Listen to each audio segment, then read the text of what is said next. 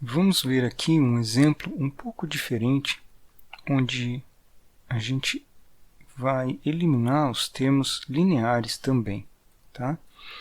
Então, vamos supor agora que a gente tenha feito as contas para eliminar o termo misto dessa cônica aqui. Então, essa aqui está na equação geral. Eu não sei que cônica é essa ainda. E eu tenho todos os termos aqui. Então, vamos supor que já fizemos as seguintes contas. Fizemos já a rotação, descobrimos quem é C, S, θ, fizemos as contas que na nova coordenada x' e y' elimina o termo misto. Então, já não tem o termo misto aqui, x' e y', ok? Mas a gente ainda tem esse termo aqui, ó, esses termos lineares. Às vezes é fácil enxergar o que está acontecendo com os termos lineares, às vezes não. Preciso elaborar um pouco mais para ver o que acontece com os termos, para desaparecer com os termos lineares. Mas desaparecer com os termos lineares é um pouco mais simples, porque basta fazer uma translação, basta mudar a origem do sistema x' e y' de lugar. Então, o que a gente vai basicamente mudar a origem para o centro da cônica, encontrar onde está o centro dessa cônica aqui. Então, a gente vai eliminar os termos lineares aqui, ok? E há dois métodos para fazer isso. Você pode escolher um deles.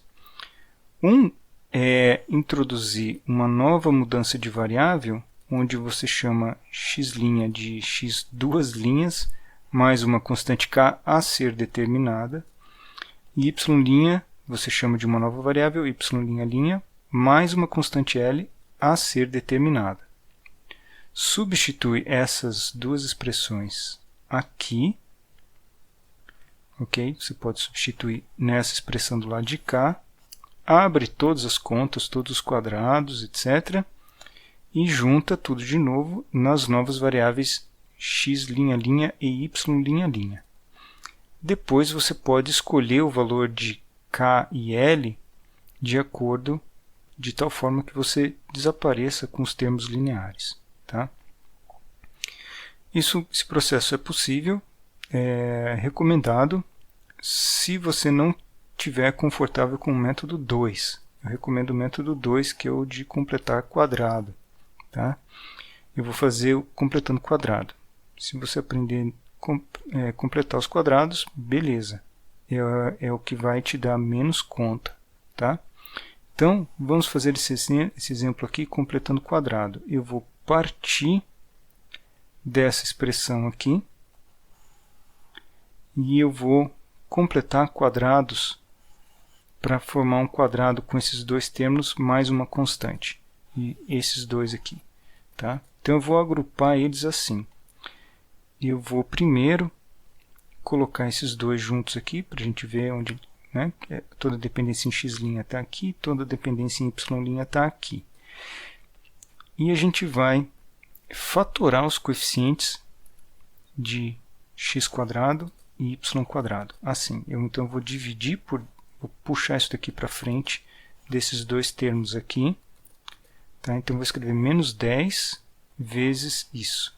Tá? E aqui eu vou fatorar o 15 desses dois elementos aqui, desses dois termos. Então, 15 está aqui na frente agora. E agora eu vou fazer o completamento do quadrado, que consiste em somar uma constante e subtrair uma constante, de tal forma que a gente possa fazer um quadrado perfeito. Tá? Então, está aqui essa expressão, vou copiar de novo aqui embaixo. Tá? Simplifiquei o 28 décimos para 14 quintos.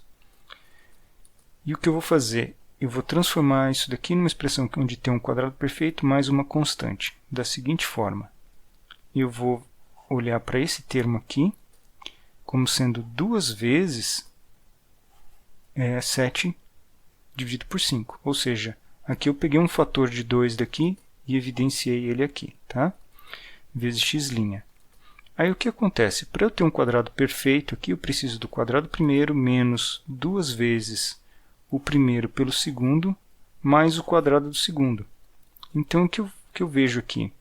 como eu preciso do quadrado desse valor aqui para completar um quadrado perfeito, eu vou fazer exatamente isso. Eu vou adicionar esse quadrado e, ao mesmo tempo, eu subtraio ele para não modificar a expressão. Só que na hora de agrupar, eu vou agrupar todos esses termos aqui num quadrado perfeito, nesse quadrado perfeito aqui. Tá? Então, eu fico com esse quadrado menos uma constante. Tá? Então, eu tenho uma constante, algo que não depende de x. Mesma coisa aqui, para essa expressão em y, que eu copiei daqui, tá? Com uma simplificação que aqui vai dar 2 em cima e 5 embaixo.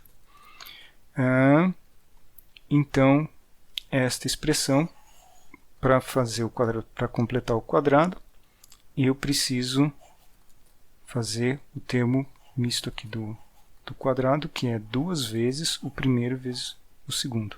Na verdade, o primeiro elemento vezes o segundo aqui. Então, eu preciso que o segundo seja 1/5. Então, eu faço a adição de 1/5 ao quadrado e subtraio 1/5 ao quadrado dele.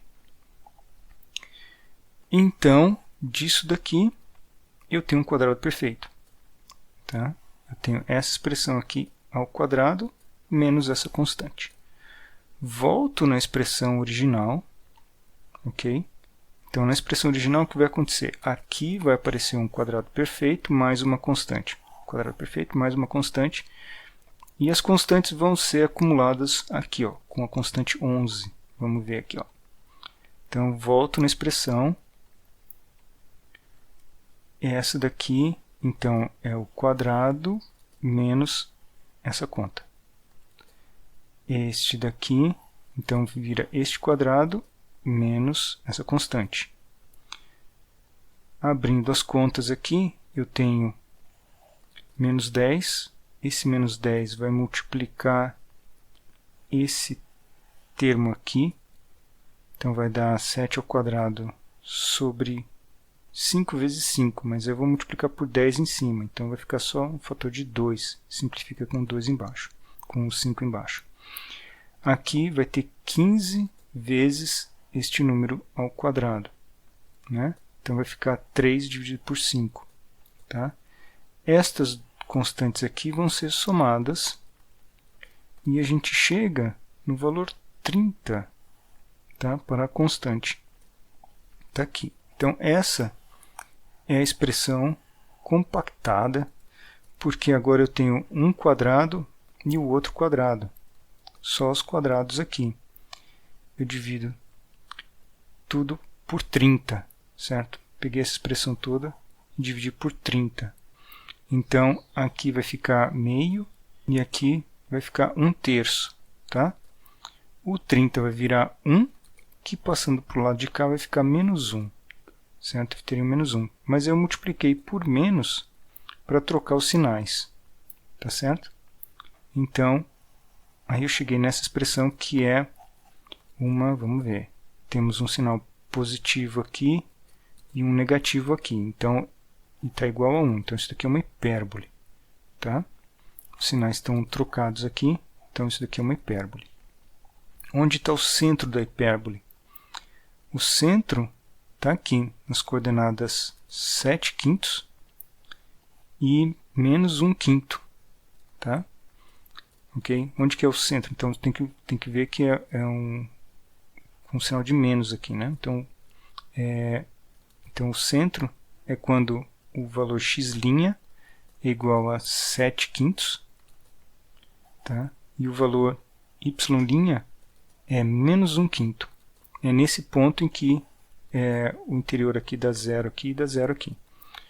Okay? Então, esse é o centro da hipérbole. Tá? Se você quiser escrever com a troca de variável, então faça ela agora. Eu posso reescrever, então, onde tem x', eu posso reescrever como x' mais 7/5, y' como y' menos 1/5. Na hora que eu substituo lá, a equação simplifica mais ainda. Ela fica com essa expressão aqui. Está vendo que da variável x linha para linha, y para y, linha, tudo que aconteceu foi uma translação. Só a origem mudou de local. Não teve nenhuma rotação. Então está aqui. Chega-se numa hipérbole.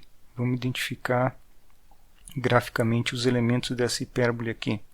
Tá? Como é que a gente escreve a hipérbole na fórmula reduzida? Né? A hipérbole na fórmula reduzida fica assim. É y, linha ao quadrado, dividido por a quadrado, menos y, linha ao quadrado, dividido por b quadrado, igual a 1. No caso, a, então, é raiz de 3, né? Porque eu tenho que pôr raiz de 3 ao quadrado aqui, e b é raiz de 2. Raiz de 2 ao quadrado aqui. Tá? Então, na forma reduzida, o a é raiz de 3, b é raiz de 2 para essa hipérbole.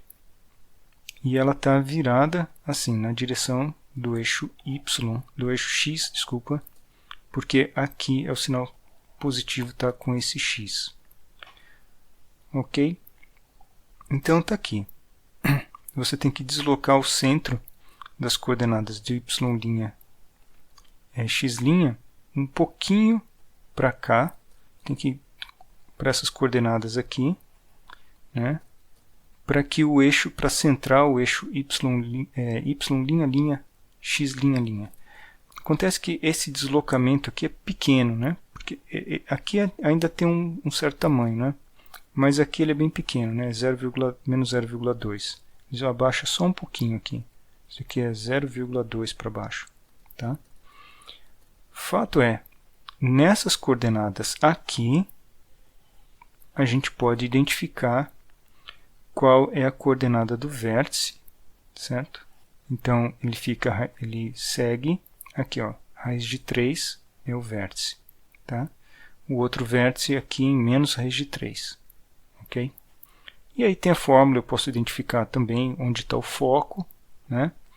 Posso calcular também o valor do foco aqui, que é o ponto C, onde C quadrado igual a A quadrado mais B quadrado. Tá? Daqui eu posso calcular onde estão os focos da hipérbole. E assíntotas e tudo mais. Muito bem. Deixa eu fazer uma visualização aqui desse exemplo. Então, fiz aqui no GeoGebra. Tá? Peguei o GeoGebra e no mesmo eixo, eu não mudei, não fiquei usando x, linha, tá? Eu usei tudo o mesmo eixo, x, y, mas dá para ver o que está acontecendo aqui. Eu comecei com a equação original aqui, essa que está em vermelho. Okay? Então essa aqui foi a equação que foi originalmente proposta. Tá? 6x² menos 24, aqui, etc, etc. Deixa eu aumentar um pouco. Aqui. Ok? Então essa é a equação original. Tá? Aí, depois da rotação, a fórmula que se obteve foi essa daqui. Isso daqui estaria na variável linha. Ok? Seria na variável, nas variáveis x', y'. Mas eu desenhei aqui no mesmo eixo. Eu usei o mesmo x e y. Tá? Para vocês verem o que acontece. Então, o que acontece? A equação original é essa daqui em vermelho. Depois da rotação, ela fica igual a essa daqui, essa verde aqui, ó. Fica igual a essa equação verde aqui. Tá? Tá vendo? Ela já está usando a simetria. O eixo, tá vendo? O eixo x já passa pelo centro da hipérbole aqui. Ok? Tá? Mas olha só, o eixo não está bem centrado aqui. Aqui está menor do que do lado de cá. Tá? Então ele não está usando toda a simetria que a hipérbole tem. Né? Então, mas nesse daqui é onde já assumiu o termo misto. Aí com mais uma mudança de variável, com esse deslocamento, né? Só uma mudança da posição do centro de coordenadas, essa curva aqui passa para cá, certo? Então essa preta aqui é a simétrica, é a final, que seria em x', y', tá? Então os três estão desenhados no mesmo eixo aqui. Na prática, o que a gente está fazendo, na verdade, são três eixos diferentes, onde o eixo o eixo que descreve essa equação aqui, né, está alinhado aqui, certo? É um eixo que está alinhado com a curva original em vermelho aqui, certo? Então, ela fica alinhada com a curva em vermelho e passa exatamente pelo centro dos vértices aqui, ó. Vértice em vermelho. Aqui está ligando os vértices. Então, esse daqui vai ser o eixo x', depois da última mudança. Esse daqui é a origem do novo sistema de coordenadas. E aqui é o y', tá? Essa é a posição do eixo x', y', em relação a essa daqui, que é a original, tá? A única coisa que aqui eu desenhei, eu simplesmente escrevi todo mundo no mesmo eixo, tá? Então a gente está vendo ela sendo endireitada, né? Então a gente endireitou a parábola até ela ficar, parábola não, a hipérbole, até ela ficar simétrica. Muito bem, então é isso que é o exemplo. Então a gente precisa de dois processos, no caso mais complicado, um para eliminar o termo misto, usando uma rotação, e o outro usando uma translação para eliminar os termos que estão dependentes de x e y, tá? Esses termos dependentes de x e y. Feito isso, os seus eixos vão estar numa posição em que você explora toda a simetria da figura e você vai chegar numa das formas reduzidas de uma das cônicas. Muito bem, só tem mais um detalhe, que é o fato de que essa forma reduzida pode ser uma forma degenerada. Deixa eu explicar quais são as formas degeneradas, pequenas surpresas que podem aparecer, tá? Vamos em frente aqui, deixa eu explicar isso. Então vamos ver formas degeneradas das cônicas. Pode acontecer de, ao chegar na forma reduzida, que essa forma reduzida na verdade não represente uma das cônicas, como parábola, elipse ou hipérbole. Pode ser que ela tenha uma outra forma ainda, digamos assim, que não tem essa representação quadrática, genuína, que a gente encontra nas curvas, nas cônicas, né? Então a gente chama de cônicas degeneradas. Um dos casos é, por exemplo, se o f for zero. Pode ser que ao reduzir, ao chegar na forma reduzida, o f seja zero. Aí pode acontecer várias coisas. Por exemplo, vamos supor aqui um caso em que A e C são de sinais iguais, né? Por exemplo, ou ambos positivos ou ambos negativos. Se o f for zero, a única solução que essa equação vai ter é x igual a zero, y igual a zero. Tá? Ou seja, a cônica reduz para um ponto só. Em vez de ser uma elipse, assim, ela encolhe em um ponto. Pode ser que a solução seja nenhuma. Por exemplo, se o sinal de f for diferente de zero e ele tiver o mesmo sinal que A e C. Tá? Então, estou no caso em que A e C têm sinais iguais e f também tem sinal igual a A e C. Então, essa expressão certamente é diferente de zero. Tá? Outro caso, por exemplo, A e C de sinais diferentes, né? Normalmente a gente chamaria isso daqui de uma hipérbole, mas o que vai acontecer se o f for zero? Então você vai ter duas retas concorrentes. Por quê? Como A e C são diferentes de zero, o coeficiente que está na frente do x e do y vão ter sinais diferentes. Tá?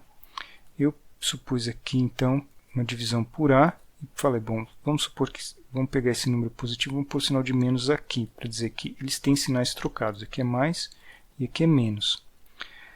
E o que vai acontecer? Ao passar isso daqui para cá, eu obtenho uma expressão que, ao tirar a raiz quadrada, me dá várias possibilidades aqui de sinal, o mais e o menos. Ou seja, isso daqui é uma reta, pode ser uma reta tanto assim como assim, certo? Pode ser uma reta, são retas com inclinações, uma com inclinação positiva, uma negativa, passando pela origem.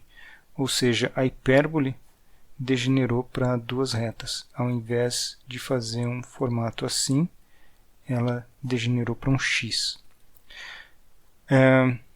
O que mais que pode acontecer? Pode acontecer do A ou o C serem zero. E aí vamos supor que o C seja zero, mas o A é diferente de zero.